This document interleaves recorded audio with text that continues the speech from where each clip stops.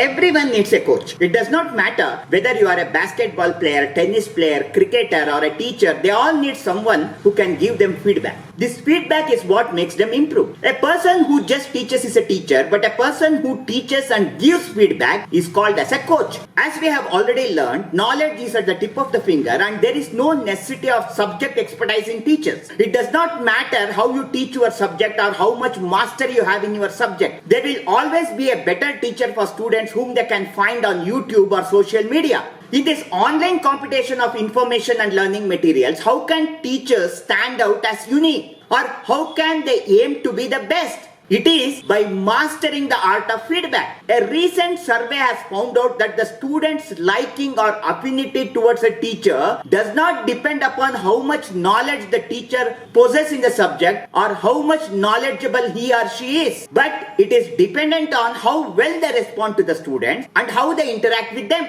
So to be a good teacher, mastering your subject is secondary. But the primary skill to acquire by every teacher is their ability about how they interact and respond to students. The key factor here we have to remember is that feedback triggers human emotion. So when we give a feedback or when we take feedback from others, scientifically speaking, we will be triggering the emotional part of a person. So before we move on to understand about feedback, let us first know about emotions. What is emotions and how it is generated in our brain? When we hear the word emotion, most of us think of love, hate, happiness or fear. Those strong feelings we experience throughout life. Our emotions are the driving force behind many of our behaviors, like being helpful or unhelpful.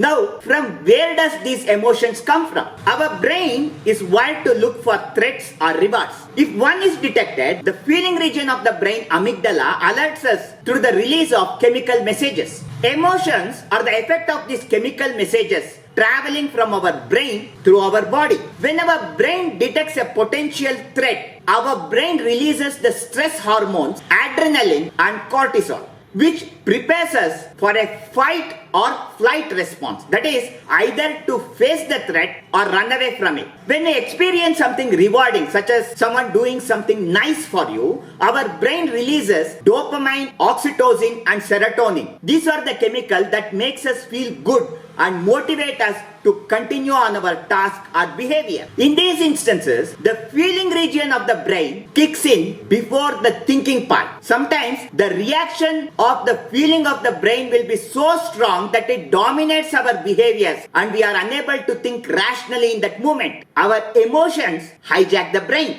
Well, many of our emotional responses happen subconsciously. Our thinking can influence our emotions and sometimes this can also be unhelpful. Just thinking about something threatening can trigger an emotional response. This is where we can manage our emotion with conscious thinking. Our emotions play a powerful role in the way we experience the world. Understanding and regulating our emotions through our thoughts and behaviors can help us take greater control of our brain and achieve our goals. So this brief knowledge about emotions is very important when we work with feedbacks with the students. Now coming to feedback, in our ancient learning system, the feedbacks a teacher gives to a student falls into two main categories. We call it as Mayate Matam and Samaja Matam. Mayate Matam refers to the feedback the teacher gives to a student, which is revolving around the individual performance of the student. It is all about how he is learning, what improvements he has to do to achieve his learning goals, etc. 75% of a teacher feedback should always be focused on Mayate Matam, where teacher gives feedback about a student's individual performance. Now the second type of feedback is called as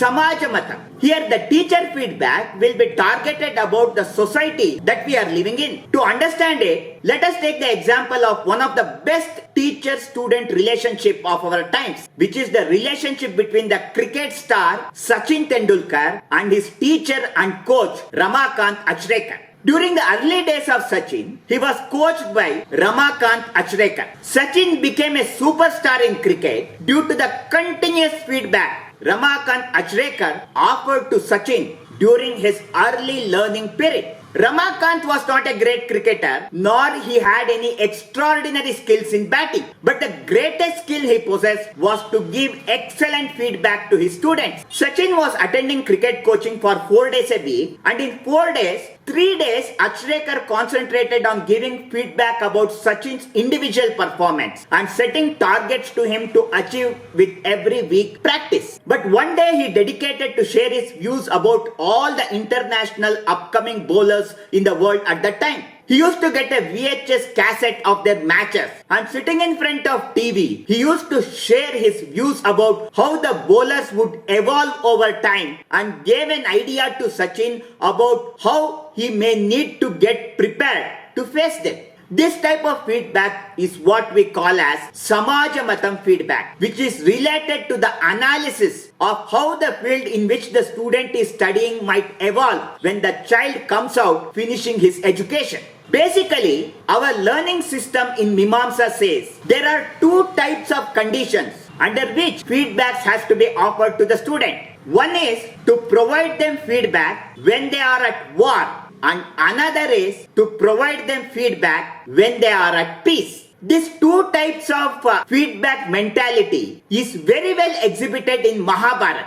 Dronacharya was a guru and he trained his student Arjuna keeping in mind war, and he trained his son Ashwatthama keeping in mind peace. In Samajamatam, Arjuna was constantly given feedback about the threat he had from Duryodhana, and that triggered fear in him. His mindset was set to make him fight for it, and he got trained with the chemical adrenaline and became a great warrior. On the other hand, Ashwatthama had no fear factor, and he always saw opportunities he had in front of him. He never had to fear anyone and learned with the Samajamatam feedback of opportunities. So he got trained with the chemical dopamine, oxytocin and serotonin, and that in fact made Ashwatthama more skillful and talented than Arjuna. He became so proficient in his learning that he won an Astra or Vidya called as Narayanastra, which even Arjuna could not gain it. So as a teacher, we have to make children learn not due to fear of losing something if they don't get educated, but they have to be made learn by feeling great about the opportunities they will be having by learning something. This is what we first discussed about in our Finland education system, where education starts with gratitude. However, in some education systems that are run by fundamentalist ideologies, children in Samajamatam are trained always to think that their religion or dharma is in threat, and they have to dedicate their life to save the religion from this threat. This Samajamatam is very dangerous as that builds a mindset of hatred in the children. They get so much brainwashed with adrenaline running in their body with full force that they are ready to die, and they aim to destroy everything and eventually gets labeled themselves as terrorists. So in Samajamatam, the feedback of teachers about their land, their country, their culture should always be positive. Do not train children with threats. A very interesting experiment was carried out in studying children's psychology about this subject. In this experiment, a child was asked to go near a pet animal like dog or cat. When it goes near it, if we tell the child that the dog or that animal is a threat to him, it is going to bite him. And once this Samajamatam is installed in his brain, next time, whenever he saw that animal, 70% of children responded violently by hitting it with a stone or trying to attack it.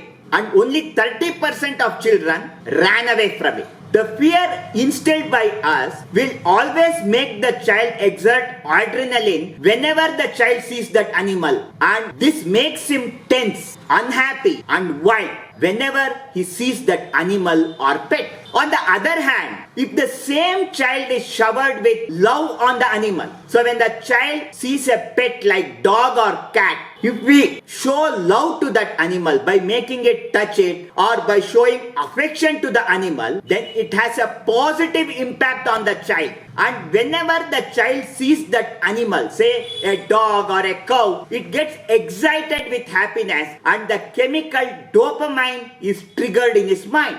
According to our ancient learning system, the learning process of a child starts at the age of 8 with a ritual called Upanayana. After Upanayana, the child will be asked to leave their parents and live in a natural habitat called Gurukul. And the first requirement of a Gurukul is that it should have at least 5 species of animals and birds in that learning environment. Today, science says that when children interact with pets like dog, cat, cow, etc., the dopamine, oxytocin, and serotonin chemicals will be released, and it motivates the children to learn and be cheerful. But our ancestors knew about this science thousands of years back and implemented it in their learning methodology. Also, the child during Upanayana takes an oath that he will earn his everyday food by a process of bhiksha, and later before he eats it, he has to share it with the birds and the animal. He also takes an oath that he will never ever hurt any animal in his life.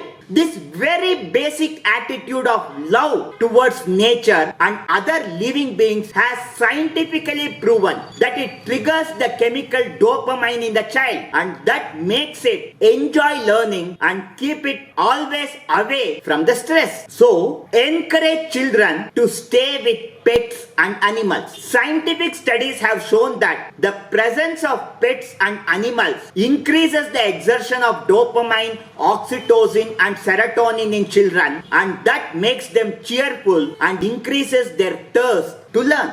Science says that during education, all steps should be taken that the child brain releases more of dopamine, oxytocin, and serotonin, and never the adrenaline.